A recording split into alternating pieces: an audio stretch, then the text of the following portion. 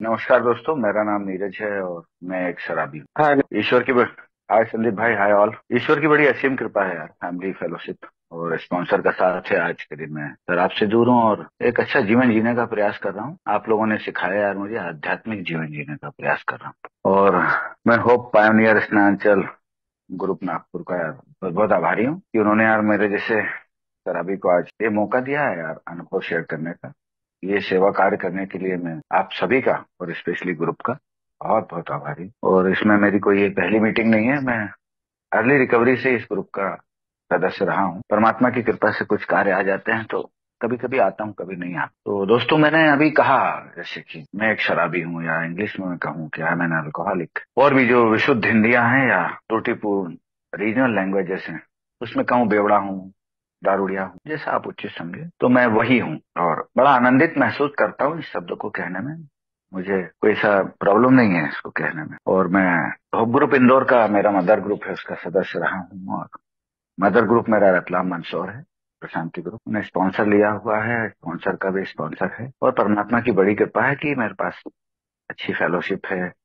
Old timers हैं, बहुत सारे ओल्ड टाइमर्स बैठे हैं, भाई बहन भी बैठे हैं, सभी को मैं जानता हूँ। कुछ से पर्सनली भी मिला हूँ। कुलदीप सर का तो मैं स्वागत करता हूँ। और इन लोगों के ये सब अनुभव हैं जिनके कारण मैं आज अपने आप को बड़ी हिम्मत से, बिना डरे हुए कह रहा हूँ, आनंद के साथ खुशी से दूर हूँ, शराबी कह रहा हूँ। इस बात का मायने मुझे होना चाहिए, पता होना चाहिए। मेरे जैसे शराबी को अगर ये पता नहीं है कि आई एम एन अल्कोहलिक और मैं एक शराबी हूँ, तो फिर मेरा ए में बैठने का कोई वाजिब अर्थ नहीं निकल सकता है। तो मैं 2019 में आया था दोस्तों। आया था क्या, लाया गया था अल्कोहलिक्स अनोनिमस में। यहाँ की मुझे मेरी पहचान दी है alcoholics anonymous.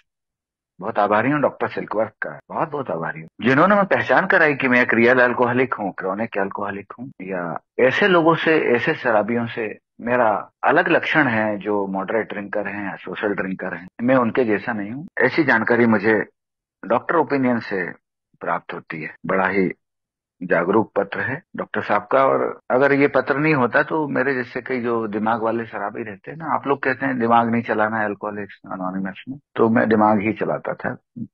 I want to know what is disease. English में इसको अल्कोहलिज्म बोला है ना, तो आप लोगों से सीखता रहा मैं, धीरे धीरे अभी तक सीख रहा हूँ। तो ये बोलता है inside me, disease is inside me, ISM लिखा जैसा है अल्कोहलिज्म। तो ये मुझे पता नहीं है। तो धीरे धीरे फिर अल्कोहलिक्स अनोनिमस की मीटिंग है, आप लोग कहते हैं 90 डेज 90 मीटिंग्स, उसमें मुझे कम से कम 90 दिन में 90 मीटिंग करके बीमारी का पता चल जाता है। और वो मुझे पता चला। आपने 20 क्वेश्चन दिए, उसमें से मैं 18 में पास हूँ, 18 आउट ऑफ 20 मेरिट में पास। तो मुझे इस पत्र के माध्यम से डॉक्टर सिद्धवर्त की जानकारी और बहुत सारे शराबी भाइयों के अनुभव, वर्चुअल मीटिंग हो या फिजिकल मीटिंग हो, उसके अनुभव, उससे मैंने पाया कि हाँ, मैं एक बढ़ती हुई बीमारी से पीड़ित हूँ। प्रोग्रेसिव डिसीज है मुझे, जिसको आप शराबियत बोलते हैं हिंदी में और इंग्लिश में अल्कोहलिज्म बोलते हैं। Big book literature reading 12 and 12 sponsor के साथ, ये सब मैं बड़ी मैंने गंभीरता से लिया दोस्तों। इस प्रोग्राम को आज भी लेता हूँ मैं। आप लोग बोलते हैं ना, बुक में है जो लिखा हुआ, गो टू एनी लेंथ,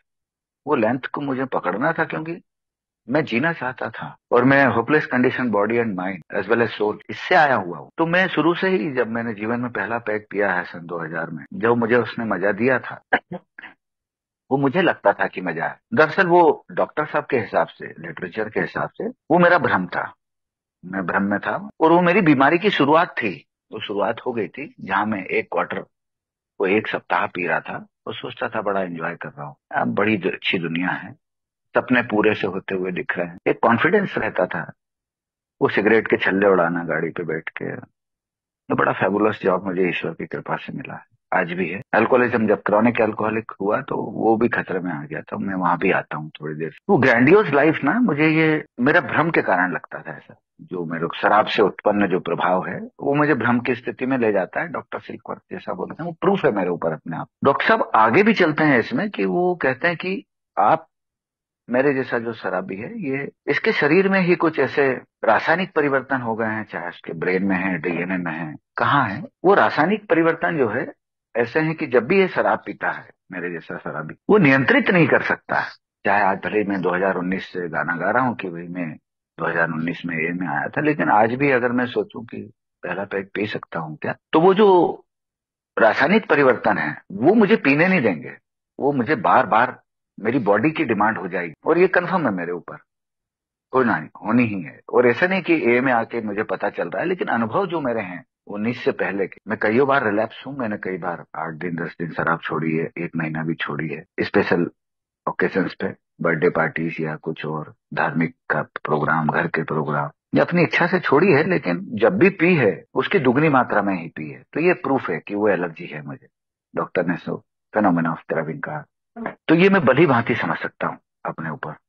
एक पार्ट मेरा बीमारी का यहाँ क्लियर हो जाता है। दूसरा पार्ट जो मुझे पता चलता है वो मेरी सोच का है, मेरी मन की बीमारी। मेरे सोच में ही शराब चलती है, अच्छा हो या बुरा हो, या मैं कहूँ कि खाली भी बैठा हूं तो ऐसे मुझे पीने के विचार आएंगे। तो ये जो सोल सिकनेस है, इसी को डेवलप करते हुए और आगे जो डिफेक्ट ऑफ कैरेक्टर भी पकड़े डॉक्टर साहब ने, तो उसको स्पिरिचुअल सिकनेस का भी नाम दिया, जो पार्ट 3 है इसी बीमारी का। पहले भाग से तो मैं समझ सकता हूँ। एक फोन है दोस्तों में, 1 मिनट लूंगा, माफी चाहूंगा दोस्तों, एक ऑफिशियल फोन था इसलिए मुझे बीच में रुकना पड़ा। तो मेरा जो थर्ड पार्ट है, सोल सिकनेस, स्पिरिचुअल बैंकरप्सी जिसको बोला गया है, इस प्रकार मैं एक ऐसी बीमारी से ग्रसित हो जाता हूं जो मेरे शरीर में भी है, मेरी सोच में भी है, और मेरी सोल सिकनेस आत्मा से भी संबंधित है।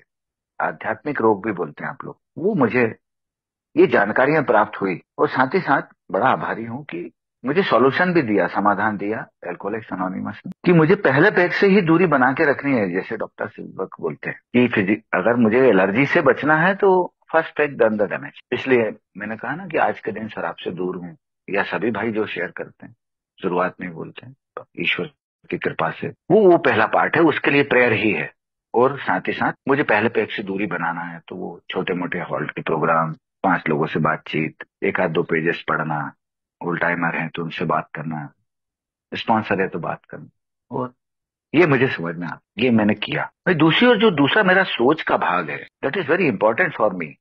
मेरे जैसे शराबी को अगर ये नहीं पता है, क्योंकि ये मेरा एक ऐसा भाग है, मन, सोच, जिसके साथ मैं जीवन भर जीने वाला हूँ और जीते भी आया हूँ, और ये दिखता नहीं है मन और सोच मेरी, पर करवाता सब कुछ मुझसे है। ये कहेगा और मुझे करना होगा। जो ना दिखने वाली चीज है उसको ऐसी, इससे बड़ी चीज ही ठीक कर सकती है, जो दिखती भी नहीं हो और पावरफुल हो, शक्तिशाली हो, मेरी सोच से बड़ी हो, जिसको आप लोगों ने कहा God of our, God of our, your understanding, मुझसे बड़ी शक्ति, मेरी समझ का ईश्वर, जिसको आप ईश्वर कहें, भगवान कहें, गॉड कहें, अल्लाह कहें, गुरु कहें, यस जो भी, कि ये ठीक कर सकते हैं। और इसके लिए प्रे करना, ये धीरे धीरे एक एक दिन के हिसाब से जो स्टेप 2 दिया मुझे समाधान, केम टू बिलीव, धीरे धीरे विश्वास होगा कि मेरा जो सद्बुद्धि है, जो मेरी सोच है, उसको रिस्टोर करने की जिम्मेदारी प्रार्थना से संभव है। इसीलिए पर्टिनेंट आइडिया भी है ना, सेकंड और थर्ड, वो इसीलिए है जो मैं मेरे अनुभव से बोल सकता हूँ। ये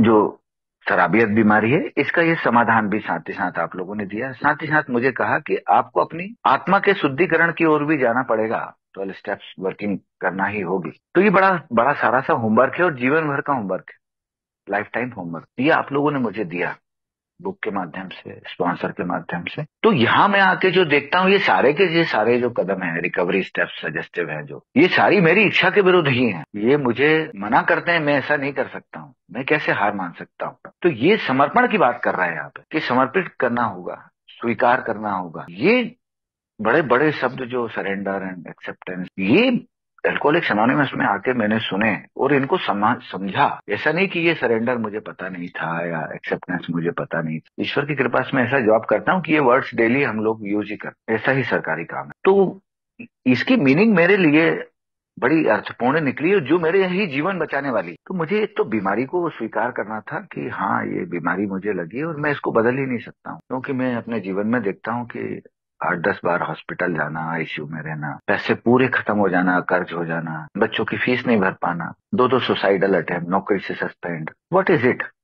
क्या ये मेरे मेरे जैसे शराबी के लिए काफी नहीं है? तब भी क्या मुझे इसके लिए अब कहीं और पूछने जाना पड़ेगा? ये तो मॉरल वैल्यूज में ही समझ में आ जाएगा।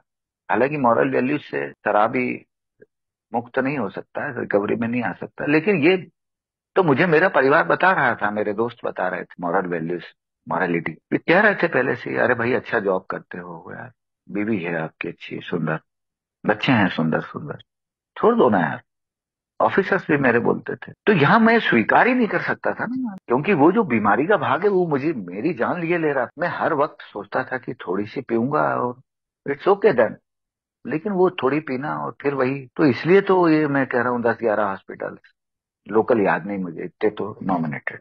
38 किलो वजन, 38 kg weight, 80% liver damage, psoriasis. Latrine bathroom करने के लिए भी मुझे सहारे की जरूरत पड़ती थी। शराब खरीदने के लिए भी शराब पीना पड़ती थी। कार की चाबी लगाने के लिए जितने ट्रैमर बॉडी में उंगलियों में स्टार्ट करने के लिए पीना होती थी। इतनी भयानक स्थिति में, इसलिए मैंने कहा hopeless condition body and mind. उससे आया मैं तो यहाँ मुझे फिर स्वीकार करने में ज्यादा समय नहीं लगा। स्टेप 1 मुझे समझ में आने लग गया कि हाँ यार आई एम पावरलेस, लेकिन उसके लिए मुझे पार्ट 2 इसका बहुत जरूरी था ना समझना। उसी के सामने सरेंडर होना बहुत जरूरी था। एक्सेप्ट एंड सरेंडर, स्वीकार भी करूं देन सरेंडर कि हाँ यार मेरा जीवन अस्त व्यस्त है। जो मैं अभी मेरी अनमेनेजेबिलिटी बता रहा हूँ, आप जो मैंने बताई, तो उसमें सही और गलत के बीच में ये तो मैंने फिजिकल चीजें बता दी कि भाई 80% लीवर डैमेज, 2 सुसाइडल अटेम्प्ट, पैसे खत्म, ये बीवी का नाराज होना, दोस्तों का छोड़ जाना, नौकरी से सस्पेंड, ये तो दिख रही है, ये दिखने वाली चीजें जो लोग देख रहे थे। लेकिन वो जो मेरा इंसैनिटी, जो सही और गलत के बीच में फैसले ना लेने की पावर ही नहीं मेरे पास, शक्ति नहीं बची, वो तो मेरे को मुझसे बड़ी शक्ति ही दे सकती थी। और वो पहली जो मेरी शक्ति थी वो शराब थी। उसको पीकर मैं पावर पाता था कि हाँ आई कैन डू एनीथिंग। लेकिन होता क्या था, एलर्जी मुझे खा जाती थी, ब्लैकआउट। तो यहाँ मुझे एक नई पावर की जरूरत थी, और वह इस पावर से भिन्न होनी चाहिए थी, अलग होनी चाहिए थी। क्योंकि जो मॉरलिटी थी, जो वो मेरे काम नहीं आ रही थी, रिचुअल्स मेरे काम नहीं आ रहे थे। ऐसा कोई मंदिर मस्जिद नहीं जहाँ मेरी पत्नी ने मानता नहीं मानी हो, मेरे परिवार ने, मेरे दोस्तों ने प्रे नहीं की हो, लेकिन वो मेरे जीवन जीने के लिए काफी नहीं हो रही थी। मैं भी जा रहा था मंदिर मस्जिद, ऐसा कोई धार्मिक स्थल नहीं जिसके सामने से मैं निकला हूँ लास्ट टाइम में 15 से 18 के बीच में, तो मुझे याद भी नहीं है कहाँ था। मैंने हाथ ना जोड़े हो, परिवार बोलता था देखो वो भगवान जी का मंदिर जा रहा है, तुम्हारी बहुत हालत खराब है, हाथ जोड़ लो। तो दिखे या ना दिखे मंदिर, हाथ तो जोड़ ही लेता था। लेकिन वो जीवन जी नहीं पा रहा, बच नहीं पा रहा था। मुझे ऐसी पावर की जरूरत थी जो इससे बड़ी हो, इस मॉरलिटी से, नैतिक नियमों से। वो मुझे यहाँ मिलती है 12 कदमों में। स्टेप 2 से स्टार्ट होता जा। स्टेप 1 तो हार जाऊं मैं, स्वीकार कर लूं, एक्सेप्ट कर लूं, सरेंडर कर, पावर जनरेट होना शुरू हो जाती है। जैसे मेरा सरेंडर होता है स्टेप 1 से, जनरेट हो गया, स्टार्ट हो गया मेरा। तो वो जो केम टू बिलीव वर्ड है, धीरे धीरे विश्वास होना, वो थी पावर। जब मैं ये मीटिंग्स में आने लग गया, आप भाइयों को सुनने लग गया, प्रेयर करने लग गया, पता नहीं चला शराब से दूरी बढ़ने लगी। वो ईश्वर, परम पिता, परमात्मा, अपने से बड़ी शक्ति, ईश्वर जिसे आप कहते हैं, बड़े रहस्यमय तरीके से मेरे जीवन में कब कहाँ कैसे प्रवेश कर गया, आई डोंट नो, मैं नहीं जानता। लेकिन बड़ा आभारी हूँ, उसका जीवित रख रखा है उसने मुझे। और मेरा रिस्टोरेशन एक एक दिन के हिसाब से शुरू हो गया दोस्त। मैं उसको परिभाषित नहीं कर सकता, शब्द नहीं है मेरे पास उस पावर के लिए, उस शक्ति के लिए, उस परमात्मा के लिए शब्द नहीं है। शब्दों का तो, भाषा का तो ज्ञान मेरे को मिला है बाहर, मेरी इजाद की हुई है। इससे मैं कह सकता हूँ भगवान। अगर मैं गूंगा रहूं तो मेरे पास तो शब्द भी नहीं है, देन तब तो मेरे पास भाव ही है। हाथ जोड़ूंगा, सरेंडर करूंगा, नीचे लेट जाऊंगा, साष्टांग करूंगा, आज के दिन बचा ले प्रभु। स्टेप 2 ऐसे मेरे जीवन में काम करने लग गया। और उसके लिए छोटी सी बस जरूरत थी मुझे, अपनी पुरानी सी घिसी पिटी सी जो विचारधारा थी उसको छोड़ना था, यानी कि मेरे पुराने विचारों। और उसको आपने कहा विलिंगनेस, ये मन की तैयारी मेरे भीतर की, हाँ अगर संदीप भाई ठीक हो सकते हैं, कुलदीप भाई आज 25 सालों से ठीक है, तो यार ये हो सकते हैं तो मैं भी हो सकता। This is my willingness. यहाँ से मेरी आशा जाग जाती। मैंने स्पॉन्सर को देखा कि हाँ यार ये आज 17-18 सालों से दूर है, इसमें इतने सारे ओल्ड टाइमर्स हैं, ऐसा कोई ओल्ड टाइमर नहीं जिससे मेरी बात नहीं। ज्ञानेश्वर भाई हो गए, अबाराव भाई हो गए, इनको मैं सुनता था, पढ़ता था, बात करता था इनसे। तो इनको देख के मेरी एक विलिंगनेस जागी यार कि ये अगर दूर हो सकते हैं तो मैं क्यों नहीं। तो फिर रास्ता मेरा आसान हो गया। वो विलिंगनेस जो थी, मेरी मन की तैयारी, उसने मेरा डोर ओपन कर दिया। स्टेप 3 जंप कर गया मैं। यहाँ मुझे केवल निर्णय लेने थे। ऐसा नहीं कि स्टेप 3 बोल दिया था मुझे कि अपनी समझ के ईश्वर को सरेंडर कर दो, ये कर दो, वो कर दो। अरे नो यार, मुझे तो यहाँ निर्णय ही लेना था कि आज के दिन मैं अपनी इच्छा और अपना जीवन अपने समझ के ईश्वर को समर्पित करता हूँ, निर्णय ले रहा हूँ उसका। मांग नहीं रहा है, मेरा स्पॉन्सर कह नहीं रहा है कि नहीं अब आज से तू चाय भी नहीं पिएगा, शराब तो दूर की, तू आज से बाइक पे भी नहीं चलेगा, तू जाएगा ही नहीं कहीं, तू पत्नी से फोन पे भी बात नहीं करेगा, तू अनशन बात करता। ऐसा बोले नहीं उन्होंने। नहीं नहीं, तू निर्णय तो ले। निर्णय लेने की बात थी। और वो स्टेप 3 को मैं ऐसे समझा दोस्तों, बड़ा सरल सा। मैंने किसी ओल्ड टाइमर्स को भी सुना, मेरे स्पॉन्सर को भी सुना, बोला यार तू बस में जाता है, ट्रेन में जाता है, प्लेन में जाता है, तू उसको चलाता है कि मैं नहीं चलाता? फिर तू तो टिकट लेके बैठ जाता है ना, चलाता तो ड्राइवर ही है ना, तो तुझे पता होता है क्या कि वो सही चला रहा है गलत चला रहा है?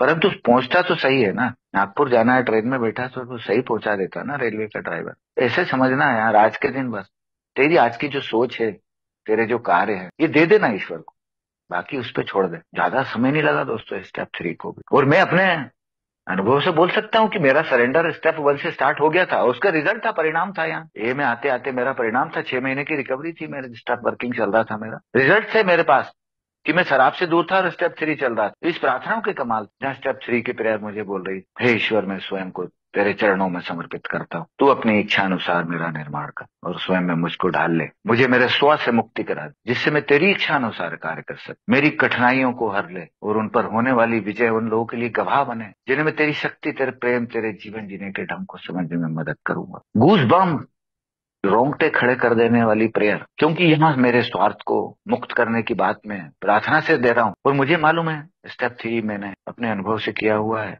स्पॉन्सर के साथ में। मैं अकेले इसको कर नहीं सकता, स्वार्थीपन मेरा जा नहीं सकता, इसको ईश्वर ही संभव कर सकता। तो मेरी सबसे बड़ी कठिनाई तो शराब की थी, उसने वो हर ली। ऑब्सेशन ऑफ माइंड जो मेरे विचार में चलता था, शराब, वो ले लिया मेरी पहली कठिनाई। उस पर मुझे एक एक दिन के हिसाब से विजय प्राप्त होती दिखने लग गई।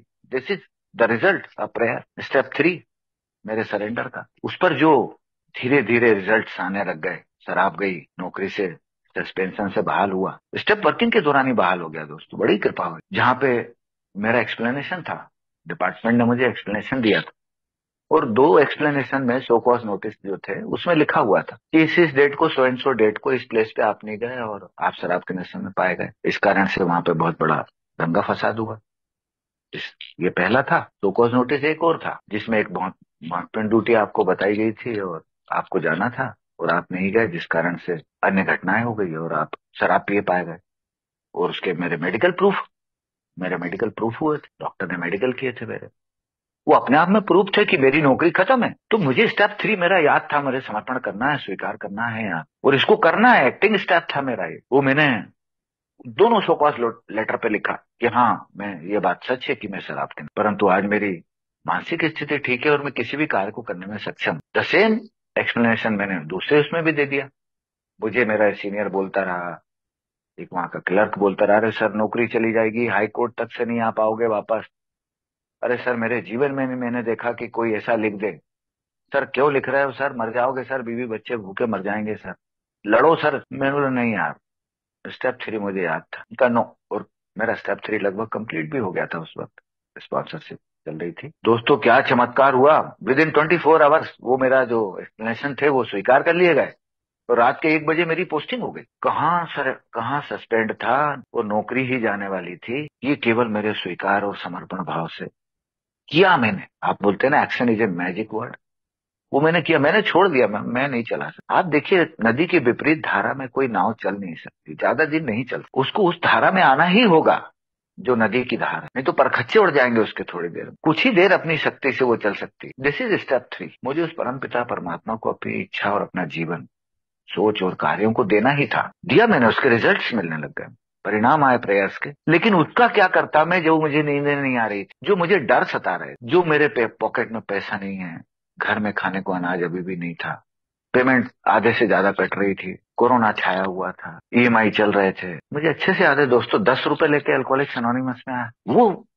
वो मेरी भयावह स्थिति, वो सेल्फ सेंटर्ड फियर, क्या करूं। 5 रुपए किटी में दिए थे मुझे अच्छे से याद है। और उस दिन मेरी बेटी का बर्थडे था, उसको देने के लिए गिफ्ट नहीं था मेरे पास। ऐसे डर, तो उन डरों का मुझे सामना करना था दोस्त। जो मेरा अतीत था, डार्क साइड था, मुझे आशा मिल चुकी थी। सरेंडर भाव धीरे धीरे स्टेप 3 ने दे दिया था। उस परमात्मा का जो पावर था, जो जनरेट हुआ था स्टेप 1 से, मेरा स्टेप 3 में आके उसमें बूम आने लग रहा था। वो स्टेप 4 ने और 5 ने कमाल किया यार। आप कहते हैं पूर्ण मानसिक बदलाव आवश्यक है ना, एंटायर साइकिक चेंज की आपने बात की, डॉक्टर युंग ने भी की, डॉक्टर सिल्कवर्थ ने की, प्रोग्राम भी वही बोलता है, 12 स्टेप भी वही, इसी को वो आध्यात्मिक अनुभव भी कहते हैं, स्पिरिचुअल अवेकनिंग। वो चौथा और पांचवा यहाँ पे एक एस्केप वेलोसिटी, जिसको मैं कहूँ हिंदी में, मुझे याद नहीं आ रहा वो वर्ड, पलायन वेग फिजिक्स में है, कि इस ब्रह्मांड से, इस अर्थ से, सॉरी, इस धरती से अगर मुझे किसी अन्य ग्रह पर जाना है, आई नीड एस्केप वेलोसिटी। तो जो शराबियत है मेरी, फिजिकल, मेंटल एंड स्पिरिचुअल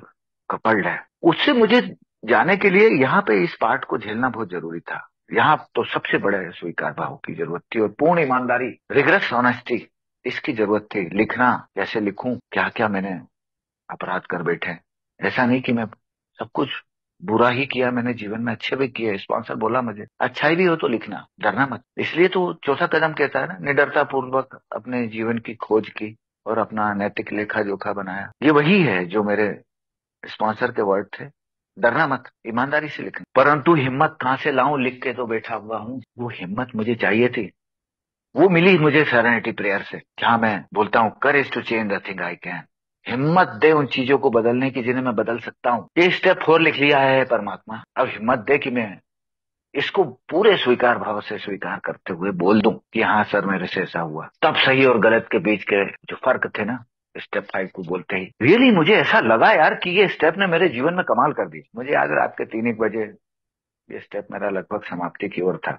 2-2.5 दिन हो गया था मुझे। ऑनलाइन प्रोग्राम लिया है दोस्त, और बाद में जब कोरोना खुल गया था तो मैंने स्टेप 4 और 5 फिर से 2 साल बाद फिर से मैंने अपने स्पॉन्सर के साथ ली थी। तो वो जो रात के 3-3:30 बजे एक हल्कापन महसूस हुआ, जो मेरा व्यक्तिगत अनुभव, मैं कह भी नहीं सकता कैसा हुआ। मुझे लगा तो अब तो ये कमरा छोड़ देना चाहिए, मुझे एक खुली हवा की जरूरत है, एक आकाश की जरूरत है। कोरोना चल रहा था, जाऊं कहाँ, जगह जगह पुलिस वाले मुझे ही रोक लेंगे, कहाँ जा रहे हो। और पहले ही मैं इंदौर जोन से यहाँ आया था मंदसौर ड्यूटी में, तो रेड जोन में था। 20-25 दिन निकलने की इजाजत ही नहीं। तो सुबह दूध और चाय वाय मेडिसिन के लिए कर्फ्यू खुलते थे, तो उस दौरान मैं 4 बजे निकल गया दोस्त। सहन ही नहीं हो रहा था मुझे कमरे में, क्या करूं। मैं पार्क में जाके बैठ गया वहाँ, और वो पहला सनलाइट, सूर्योदय, जिससे मुझे उसी की ही जरूरत, उसमें मैंने प्रेयर की दोस्तों, मेडिटेट किया अपने आप को। मुझे स्पॉन्सर ने बोला था शांत से जाके बैठ जाना और फिर आना लौट के, बुक को पढ़ना, कुछ छूट तो नहीं गया है, जो लिखा है उसको पढ़ लेना, कहीं छूट गया तो अपन बात करें। मैं आया दोस्तों, मुझे पता ही नहीं चला नींद कब आ गई।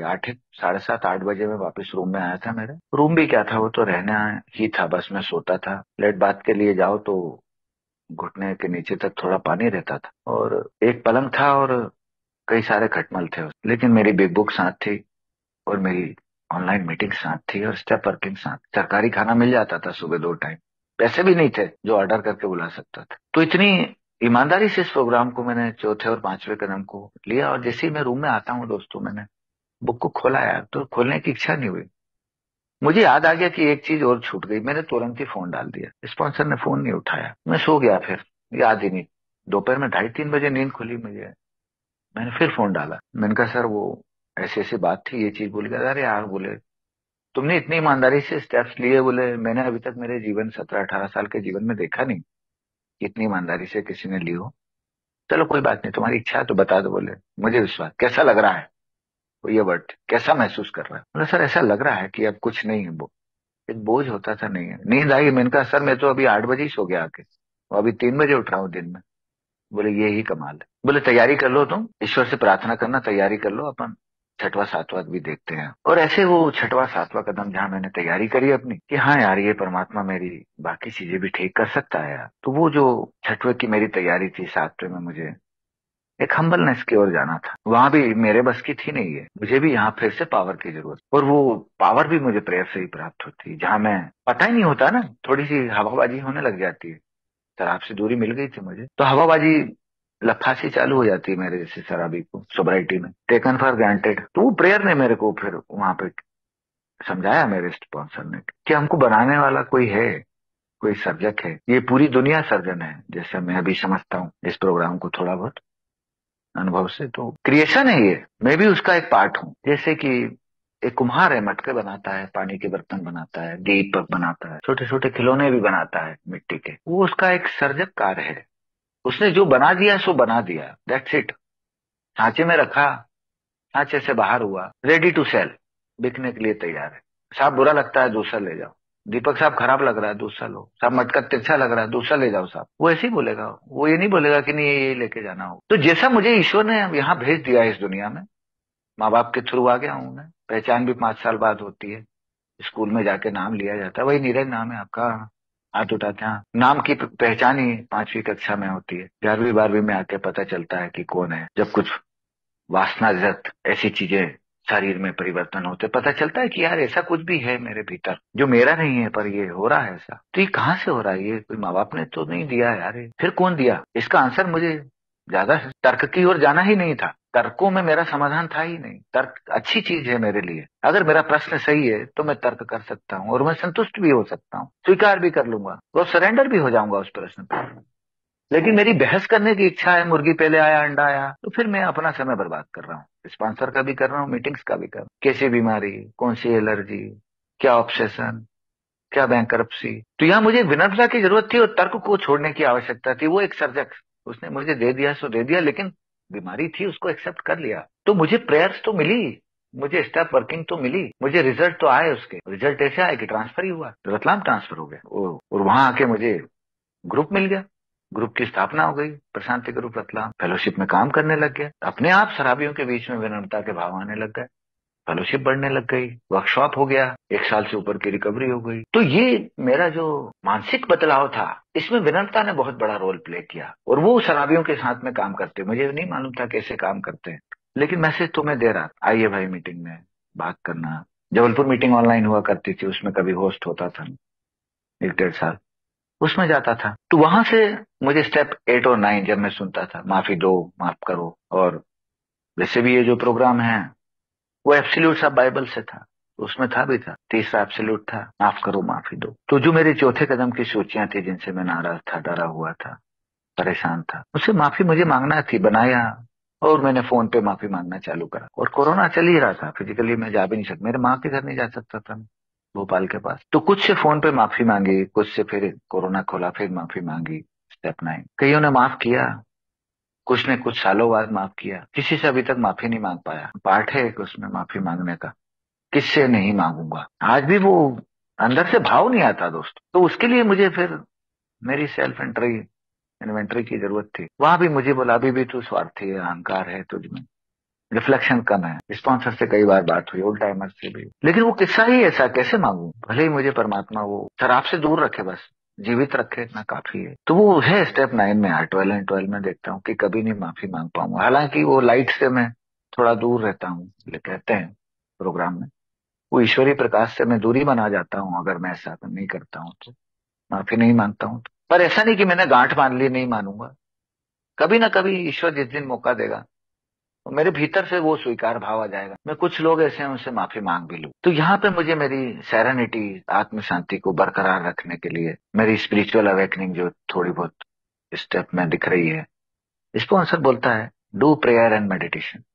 स्टेप 11 बोलता है ध्यान और प्रार्थना सामूहिक रूप से भी कर ले, परिवार के साथ कर ले, कोई धर्म गुरु हो जिसको इसमें महारत हासिल हो, यूं रोड पे घूमने वाला नहीं, वैमनस्य फैलाने वाले से नहीं, जिनको इसमें इस विद्या में महारत हासिल है, ऐसा बोलता है किताब। तो वहां मुझे जाना था और उस प्रेयर को, जो मेरी सेरेनिटी प्रेयर, उसको आत्मसात करने का इससे अच्छा स्टेप्स मुझे कहीं नहीं मिला। स्टेप 11 हमें कॉन्शियस कांटेक्ट की बात कर, स्टेप बोलता है कॉन्शियस कांटेक्ट, सीधा संपर्क। अगर मोबाइल का टावर लगा हुआ है और मोबाइल भी है, लेकिन मोबाइल रीच से बाहर है, तो मैं बात ही नहीं कर सकता, कनेक्शन गड़बड़। सामने वाला हेलो करेगा, मैं हेलो कर, बोले आवाज नहीं आ रही भाई साहब, क्या कहना चाह रहे हो? अरे भैया ये समस्या है, अरे आवाज ही नहीं आ रही क्या? तो ये जो पूरे 10 कदम थे, जहां मेरा सेपरेशन हुआ है, आत्मा का शुद्धिकरण भी हुआ है, सरेंडर भी हुआ है, समर्पण भी हुआ है, चल रहा है, वो सही है या गलत है? हे ईश्वर परमात्मा, आज तुझसे बात करने की इच्छा है, आज फिर जीने की तमन्ना है।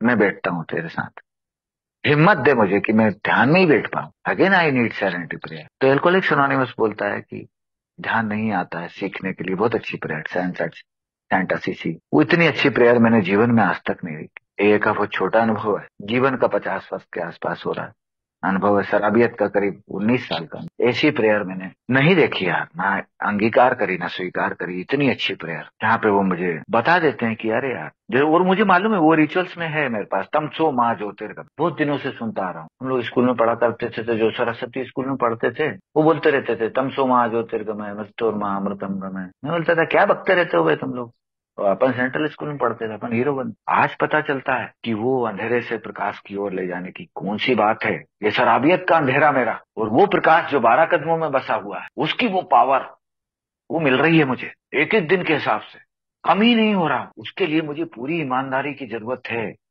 पूरा समर्पण चाहिए कि ध्यान में बैठ सकूं, पूरा स्वीकार भाव कि हाँ ऐसा हो जाता है। स्टेप 11 जहां मैं मदद मांगने की बजाय मदद करूं। Step 12 pass it on, initial sponsorship करूं, कुछ ना कुछ कहीं ना कहीं नॉन एल्कोहलिक के बीच में भी इन नियमों का प्रदर्शन करूं। पार्ट 2 स्टेप 12 का ये मुझे मेडिटेशन से समझ में आने लगा कि उसकी इच्छा यही है। आज के दिन कोई समझे उसके बजाय मैं समझूं। ये जो शराबी मेरे सामने खड़ा, आई नो वेरी वेल, मैंने पहला मैसेज दिया था, दूसरा मैसेज दिया था, तीसरा मैसेज रतलाम फेलोशिप में। मैं समझ रहा था कि यार इसको क्या हो गया है, परंतु उसको कैसे समझाऊं कि मैं भी इसी बीमारी से पीड़ित हूं। मेरी भाई 9 महीने की ही रिकवरी है यार, तू तो आज आया है, कैसे समझाऊं। इस प्रेयर ने, सेंट असीसी प्रेयर ने मुझे कमाल, कोई समझे उसकी बजाय मैं समझूं, वो भाइयों के बीच में काम करने लगा। प्रेयर से अपने आप स्टेप 11 से स्टेप 12 अपने आप कनेक्ट होने लग गया। वो अंधेरे से प्रकाश की ओर, शराबियत से रिकवरी की ओर आने लग गया। धीरे धीरे धीरे जो मेरा लास्ट का बड़ा अच्छी बात है उसमें, प्रेयर में, इनसे मुक्त हो सकूं, इस प्रेयर में बोलता है। तो वो मुक्त क्या है, मुक्त होना कहाँ है, वो बड़ी मुश्किल से समझ में आया कि वो चरित्र दोषों से मुक्ति की बात है।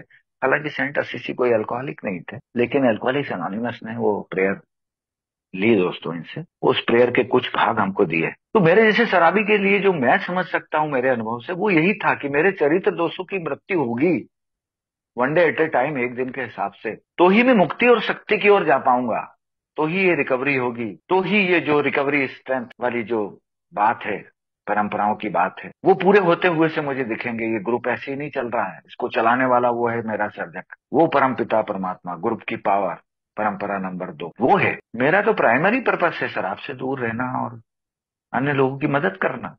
हु एम आई, मैं तो अदना सा एक एल्कोहलिक। लेकिन ये मेरा जो चरित्र दोष की मृत्यु, स्वार्थीपन की, अहंकार की, झूठ की, बेईमानी की, काम की, क्रोध की, लालच की, वासनाओं की, जो एक एक दिन के हिसाब से मृत्यु होती हुई सी दिखी, आज भी दिखती है।